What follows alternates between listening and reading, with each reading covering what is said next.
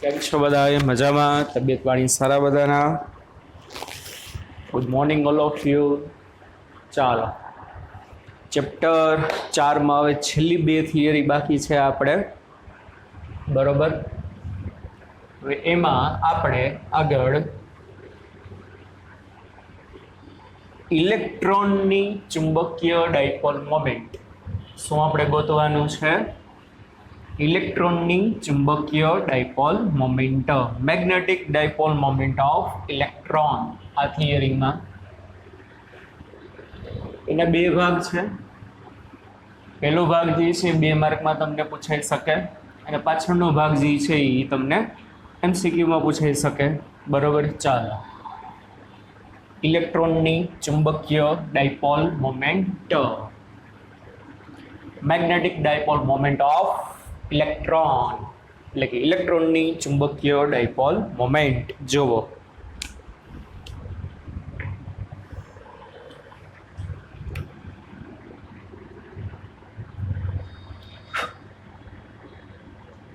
ઇલેક્ટ્રોનની ચુંબકીય dipole moment. હવે જો બચ્ચા પાર્ટી, માની લ્યો આપણે ખબર જ છે તમારે પરમાણુ ચેપ્ટરમાં આવી ગયું છે ઓલરેડી, પરમાણુ તમારે હાલી ગયું છે ચેપ્ટર, કે કોઈ પણ ન્યુક્લિયસ હશે એ ન્યુક્લિયસની ફરતે વર્તુળાકાર કક્ષામાં ઇલેક્ટ્રોન શું કરતા હોય? ભ્રમણ કરે. અને આ ઇલેક્ટ્રોન ભ્રમણ કરશે આર ત્રિજ્યાની કક્ષામાં. એ ભ્રમણ કરે એને પરિણામે આપણે ખબર છે ફ્લો ઓફ ઇલેક્ટ્રોન. ઇલેક્ટ્રોન જ્યારે બચ્ચા પાર્ટી સ્થિર હશે ને, સ્થિર, તો ઇલેક્ટ્રિક ફિલ્ડ પ્રોડ્યુસ કરશે. પણ જ્યારે એ ઇલેક્ટ્રોન ગતિમાં આવે છે તો ગતિમાં આવશે એટલે વિદ્યુત પ્રવાહ રચાય, અને વિદ્યુત પ્રવાહ રચાશે એટલા માટે બાયો સાવરના નિયમ મુજબ ચુંબકીય ક્ષેત્ર ઉત્પન્ન કરે.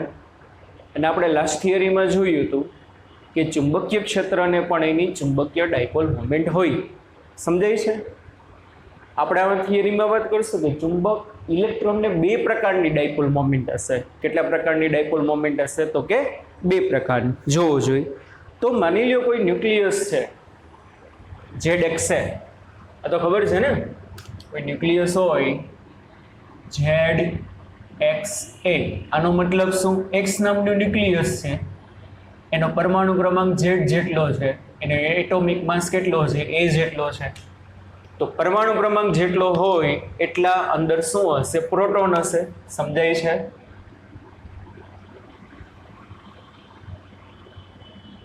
દાખલા તરીકે આ કોઈ ન્યુક્લિયસ, આ ન્યુક્લિયસની અંદર ધન વીજભારિત પ્રોટોન અને ચાર્જલેસ ન્યુટ્રોન હોવાના છે.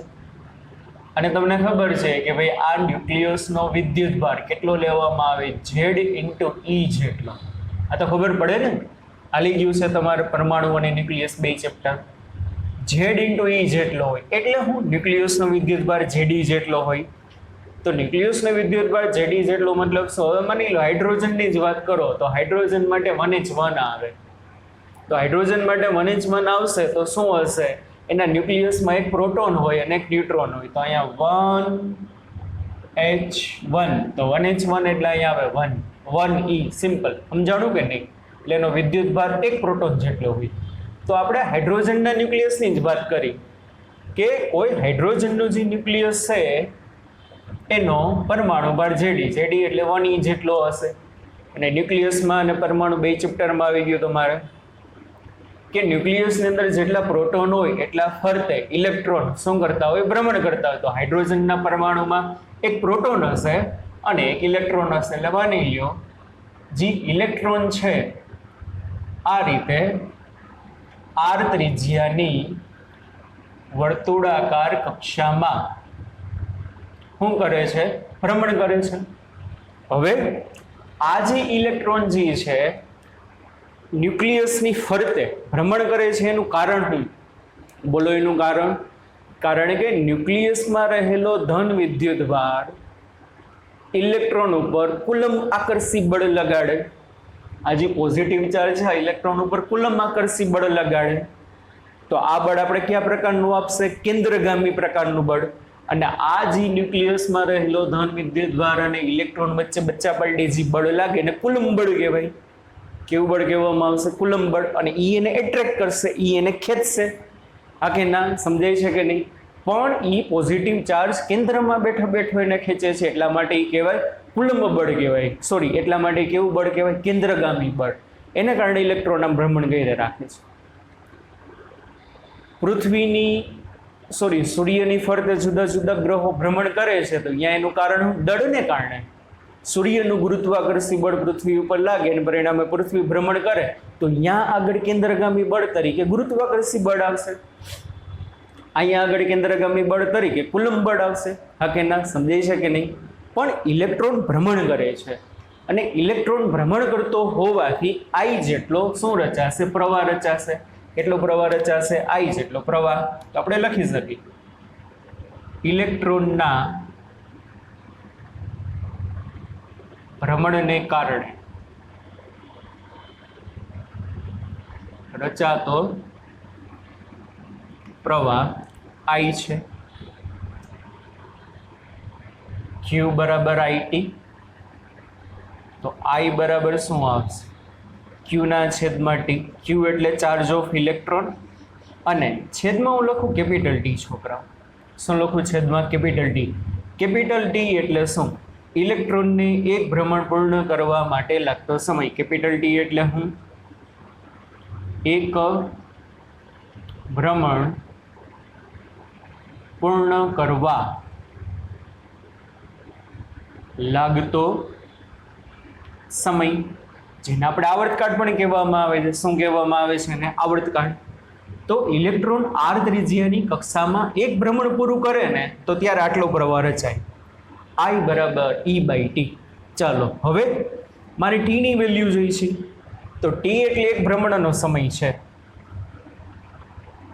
બરાબર? T એટલે શું છે? એક ભ્રમણનો સમય છે.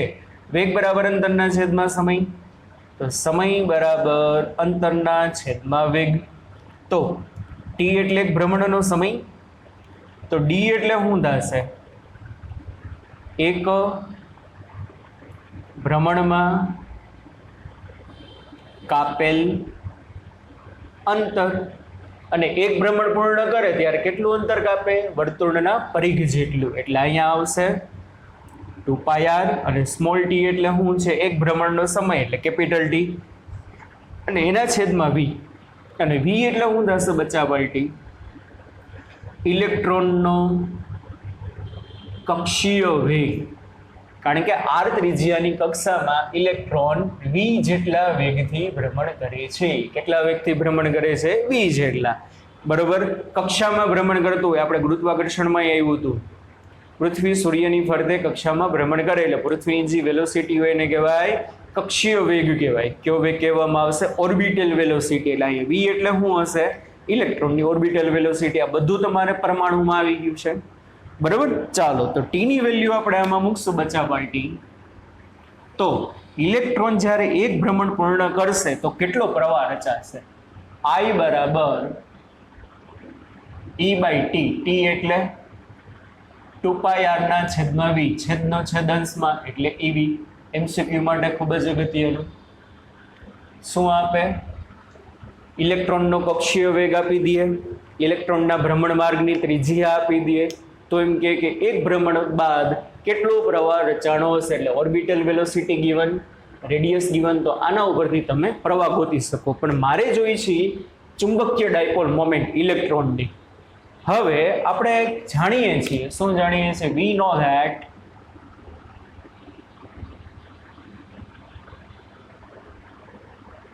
મેગ્નેટિક મોમેન્ટ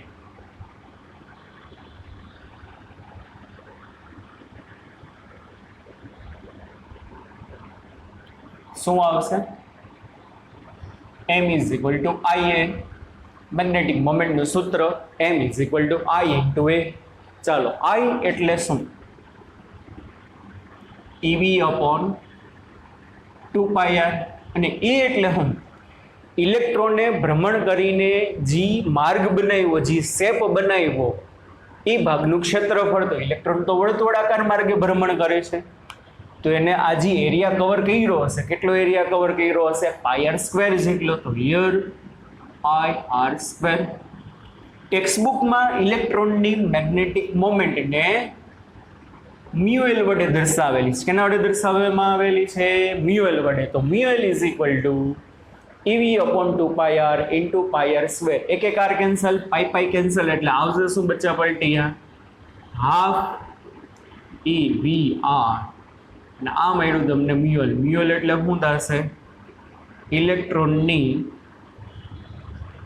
ચુંબકીય ડાયપોલ મોમેન્ટ,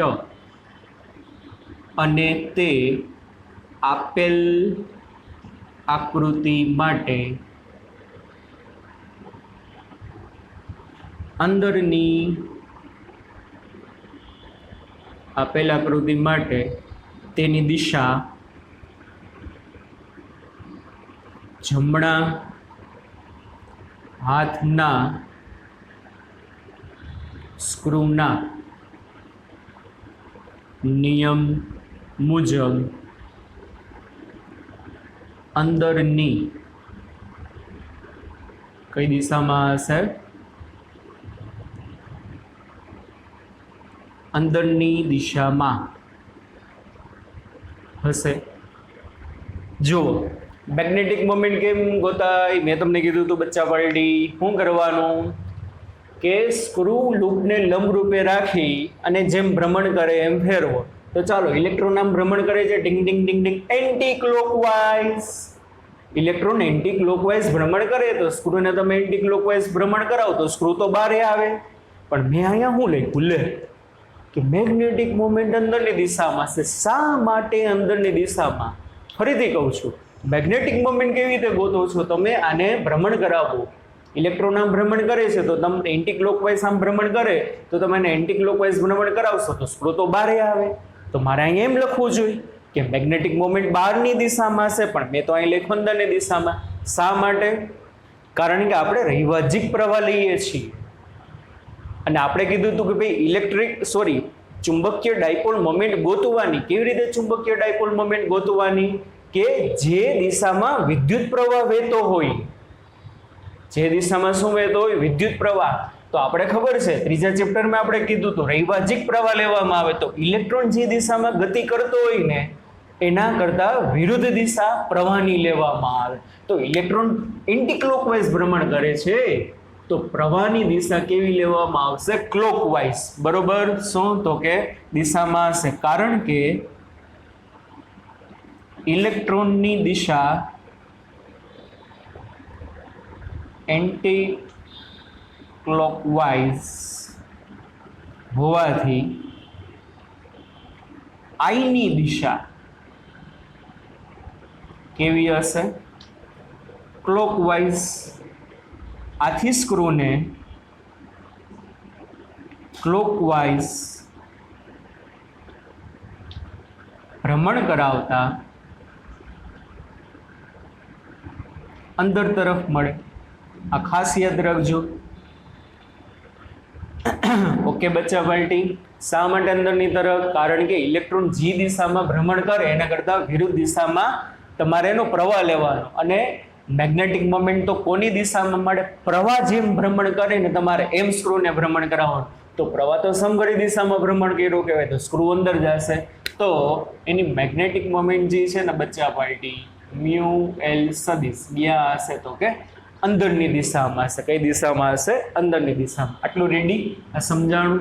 ચાલો, હવે મારે છે ને ઇલેક્ટ્રોનની મેગ્નેટિક મોમેન્ટ અને એંગ્યુલર મોમેન્ટમ. એંગ્યુલર મોમેન્ટમ એટલે કોણીય વેગમાન, એના વચ્ચેનો મારે સંબંધ જોઈએ છે કે ઇલેક્ટ્રોનની મેગ્નેટિક મોમેન્ટ મ્યુએલ અને એનું એંગ્યુલર મોમેન્ટમ શું થશે? એનું એંગ્યુલર મોમેન્ટમ બોલો બચ્ચા પાર્ટી?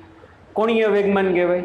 આપણે ચાર ગતિમાં આવી ગયું કે એમ દળવાળો કણ આર ત્રિજ્યાના વર્તુળાકાર માર્ગે v જેટલા વેગથી ભ્રમણ કરતો હોય તો એનું કોણીય વેગમાન કેટલું આવશે? L બરાબર mv r. યાદ છે કે નહીં? કેટલું આવશે?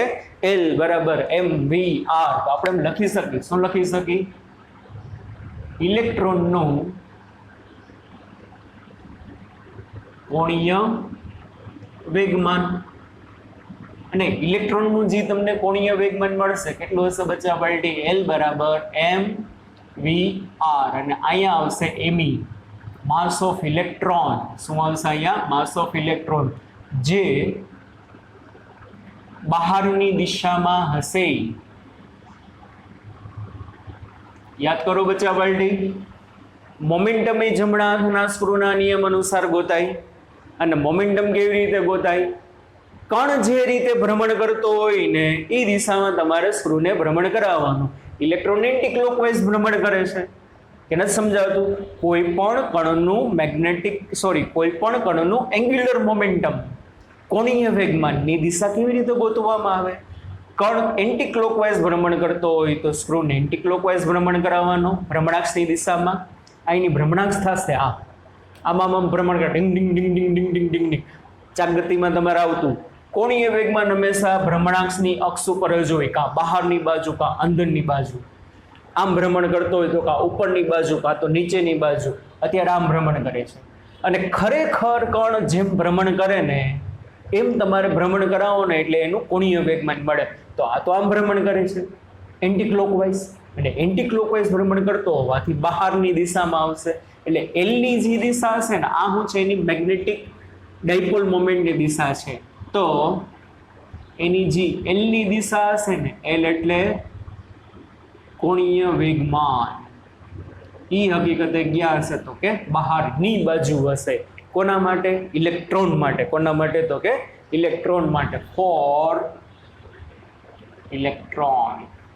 હા કે ના? સમજાઈ છે કે નહીં? તો ચાલો, મારે જે મ્યુએલનું સૂત્ર મળ્યું ને એમાં આ સમીકરણને એમી વડે ગુણું ને એમી વડે ભાગું. તો મ્યુએલ બરાબર E/2me. અને અહીંયા આવશે MEVR. શું કર્યું? એમી વડે ગણ્યું, એમી વડે ભાગ્યું. એમી કેન્સલ એટલે પાછું હાફ EVR આવી જશે. પણ MEVR એટલે શું થશે? L. Therefore μL is equal to E/2me into L. અને આને વેક્ટર ફોર્મમાં લખો તો μL is equal to minus E/2me into L vector. આપણે એમ કહી શકીએ, શું કહી શકીએ કે મેગ્નેટિક ડાયપોલ મોમેન્ટ ઇલેક્ટ્રોનની અને ઇલેક્ટ્રોનનું એંગ્યુલર મોમેન્ટમ બંને કેવા હશે? પરસ્પર વિરુદ્ધ દિશામાં. મેગ્નેટિક ડાયપોલ મોમેન્ટ અંદર છે અને કોણીય વેગમાન ક્યાં છે? બહાર છે.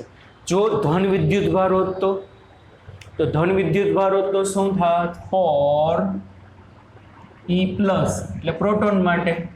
કાં બે બહારની બાજુ હોત કાં બે અંદરની બાજુ. જો આ એન્ટી ક્લોકવાઇઝ ભ્રમણ કરતો હોત તો એન્ટી ક્લોકવાઇઝ ભ્રમણ કરતો તો મ્યુઓ લઈ ગયા હોત, મ્યુઓ લઈ બહારની બાજુ, અને એલે ગયા હોત બહારની બાજુ.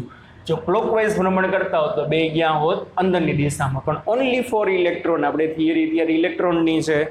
યાદ રાખજો કે ચુંબકીય ડાયપોલ મોમેન્ટ ઇલેક્ટ્રોનની અને એનું કોણીય વેગમાન પરસ્પર કેવા હોય? વિરુદ્ધ દિશામાં હોય. રેડી? સમજાય છે? એટલે અહીં લગીનું બચ્ચા પાર્ટી તમને 2 માર્કમાં પૂછાય કે ઇલેક્ટ્રોનનું ચુંબકીય ચાક માત્રા, બરોબર, શું થશે? ઇલેક્ટ્રોનની ચુંબકીય ચાક માત્રા, મેગ્નેટિક ડાયપોલ મોમેન્ટ અને એના કોણીય વેગમાન વચ્ચેનો સંબંધ મેળવો. અહીં સુધીનું 2 માર્કમાં તમને પૂછાય. હવે જોવો છો, આવડું આ જે સમીકરણ છે એમાંથી હું આને છેદમાં લઈ જાઉં, કોણીય વેગમાન. અહીંયા શું આવશે? E/2me આવે. ઇલેક્ટ્રોનની ચુંબકીય ચાક માત્રા અને ઇલેક્ટ્રોનનું કોણીય વેગમાન. જો તમે બચ્ચા પાર્ટી એ બેનો તમે ગુણોત્તર લ્યો ને, આમાં તમારે બધી વેલ્યુ મૂકવાની, બરાબર? આમાં બધી જો તમે વેલ્યુ મૂકો 1.6 ગુણ્યા 10⁻19 છેદમાં 2, માસ ઓફ ઇલેક્ટ્રોન 9.1 ઇન્ટુ 10⁻31, એટલે આ છે ને 8.8 ગુણ્યા 10⁻10 ઇલેક્ટ્રોનનું ચુંબકીય ચાક માત્રા અને ઇલેક્ટ્રોનનું કોણીય વેગમાન. બેયનો જો તમે ગુણોત્તર લેશો ને તો એ ગુણોત્તર હંમેશા અચળ આવે, કારણ કે ઈની વેલ્યુ અચળ, એમીની વેલ્યુ અચળ, બરોબર. અને એનો એકમ શું થાય? ઈ એટલે ચાર્જ, કુલમ, એમ એટલે માસ, એટલે શું થશે એનો એકમ? કુલમ પર કેજી. અને ઇલેક્ટ્રોનનું ચુંબકીય ચાક માત્રા અને કોણીય વેગમાનના ગુણોત્તરને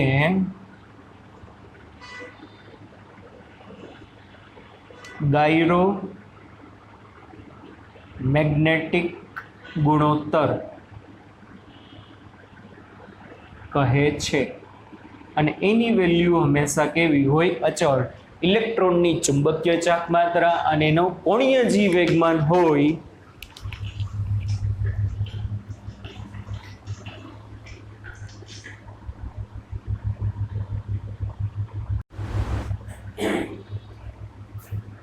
જો બચો શું કીધું આપણે? ઇલેક્ટ્રોનનું કોણીય વેગમાન અને ઇલેક્ટ્રોનની ચુંબકીય ચાક માત્રા અને કોણીય વેગમાનનો જે ગુણોત્તર હોય ને એને કહેવાય ગાયરોમેગ્નેટિક રેશિયો, બરાબર. આ યાદ રાખવાનું. એની વેલ્યુ અચળ હોય 8.8 ગુણ્યા 10 કુલમ પર કેજી. એનું ડાયમેન્શન પૂછાય. એમ કે ગાયરોમેગ્નેટિક રેશિયોનું પારિમાણિક સૂત્ર શું, અથવા તો એમ કે ભાઈ ઇલેક્ટ્રોનની ચુંબકીય ચાક માત્રા અને કોણીય વેગમાનના ગુણોત્તરનું પારિમાણિક સૂત્ર શું? તો બધું એકનું એક. ચાલો શું થશે? માસ લેન્થ ટાઈમ એમ્પિયર. ચાલો માસ કેટલી વાર છે? એક વાર, પણ છેદમાં, એટલે m-1. લેન્થ છે ને એટલે 0. કુલમ એટલે આઈટી, A1 T1. શું થશે? A1 T1. એટલે એની ડાયમેન્શન ફોર્મ્યુલા આવશે m-1 L0 T1 અને A1, બરાબર. આટલો ભાગ તમને 2 માર્કમાં પૂછાશે. ઓકે, ચાલો પછી આગળ જુઓ. એટલું લખી લેવું. હવે આપણે એવો પ્રશ્ન થાય કે ભાઈ કોઈ પણ પરમાણુ હોય, એ કોઈ પણ પરમાણુને પણ ચુંબકીય ચાક માત્રા હોય? હા, હોય જ. શા માટે પરમાણુને ચુંબકીય ચાક માત્રા હોય? કારણ કે પરમાણુની અંદર તો ન્યુક્લિયસ છે.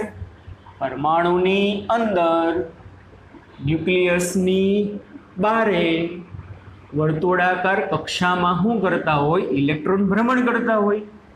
અને આ માટે શું હશે? તો કે એને પોતાનું કંઈક ચુંબકીય ચાક માત્રા હોય. તો આપણને એમ થાય કે ભાઈ પરમાણુની ચુંબકીય ચાક માત્રા જે છે એના વિશે સૌ પ્રથમ ખ્યાલ એમ્પિયરે આપેલો હતો. કોને? એમ્પિયરે. કોઈ પણ પરમાણુ જે છે એની ચુંબકીય ચાક માત્રા વિશેનો સૌ પ્રથમ ખ્યાલ કોને આપ્યો હતો? તો કે એમ્પિયરે. અને એમ્પિયરે એવું કીધું કે ભાઈ કોઈ પણ પરમાણુની તમને ચુંબકીય ચાક માત્રા ખબર હોય ને તો એના ઉપરથી તમે એના ચુંબકીય ગુણધર્મોનો એના ચુંબકીય ગુણધર્મોનો સરસ મજાનો તમે એનો અભ્યાસ કરી શકો. ચાલો તો હવે જોવો જોઈએ. આપણે તમારે બોહરનો અધિતર્ક આવતો કે બોહરના અધિતર્ક મુજબ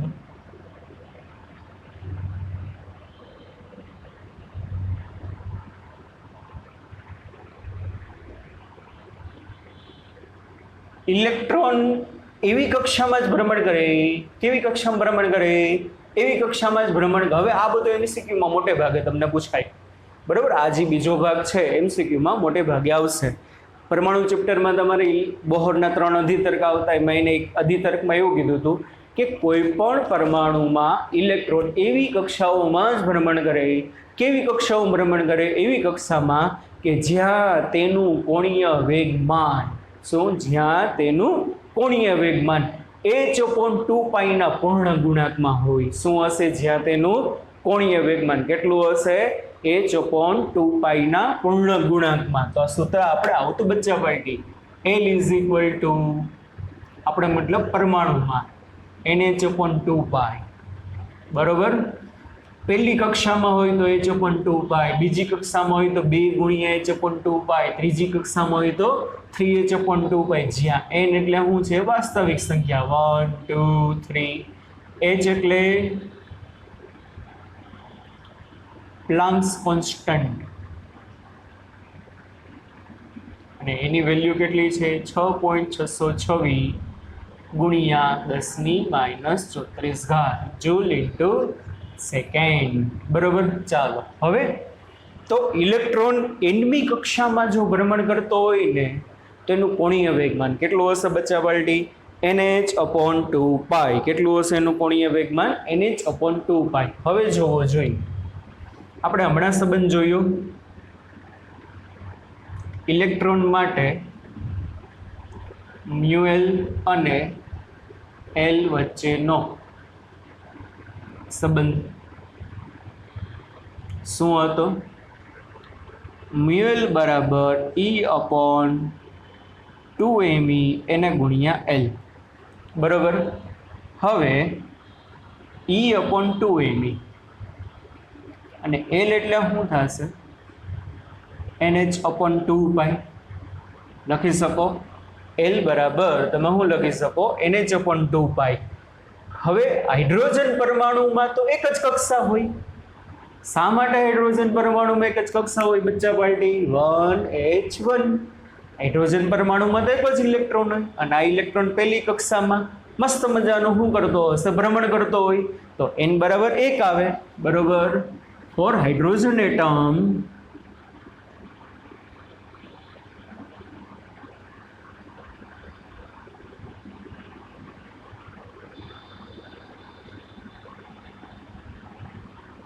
n is equal to તો 1 આવે કારણ કે એમાં એક જ ઇલેક્ટ્રોન હશે.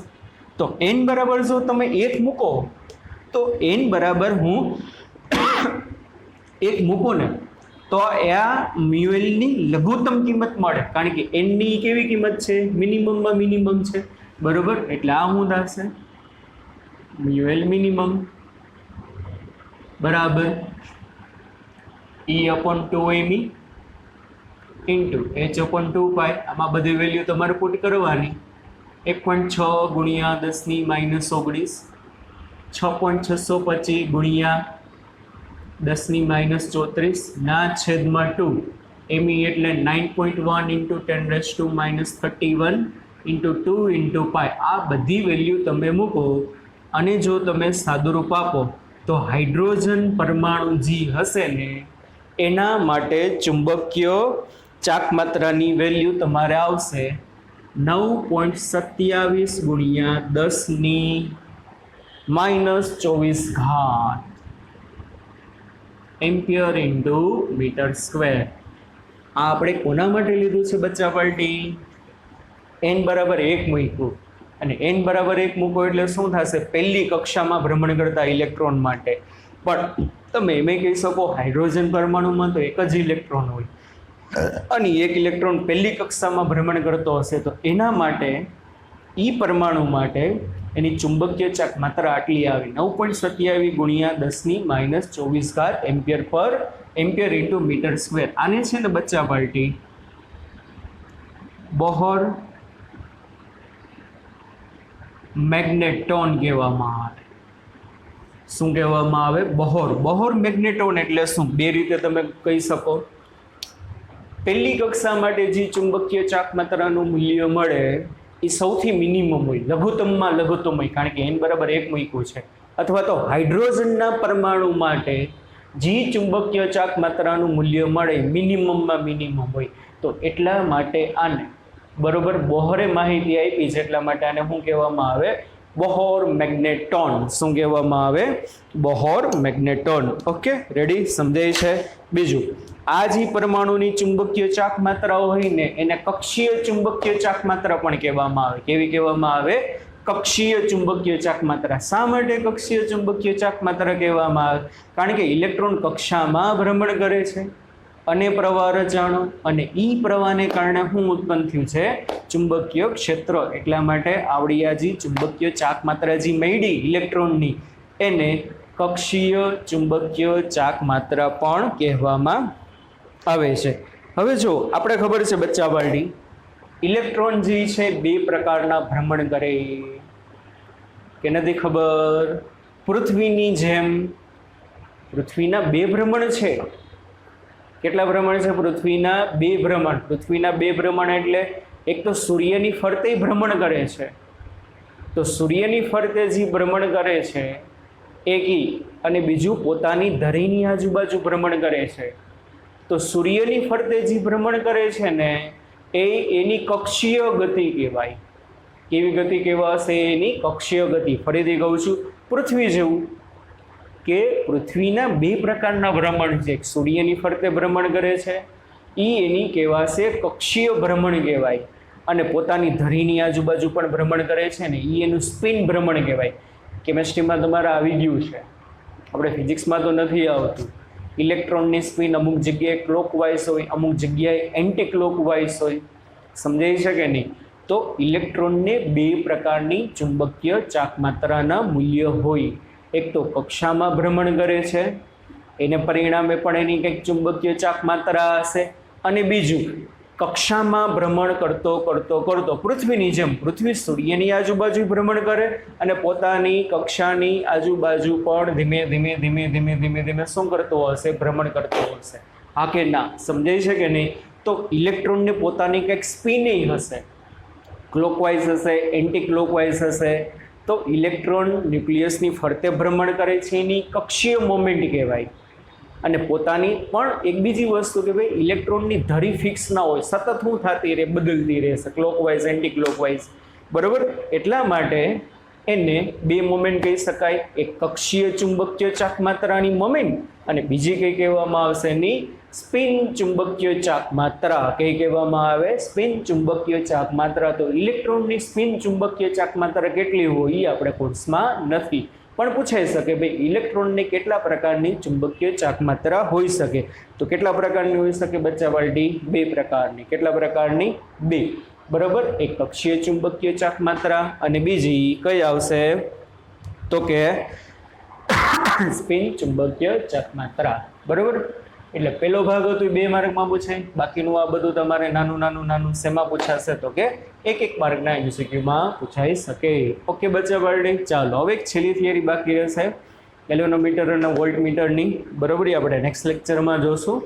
ઓકે ચાલો બચ્ચા બાલટી, bye bye, take care, see you. ધ્યાન રાખજો, તમારું ધ્યાન રાખજો. બરાબર? સરસ સરસ મજાનું ભણજો અને કાંઈ પણ ડાઉટ્સ હોય તો મોકલજો. કદાચ તમે ડાઉટ મોકલો તો 1-2 દિવસ વહેલા મોડું મે બી થઈ જાય. બરાબર? તમને એમ થાય કે અત્યારે તો નવરા હોય, અત્યારે શું કામ હોય? ઘણાય કામ હોઈ શકે. બરાબર?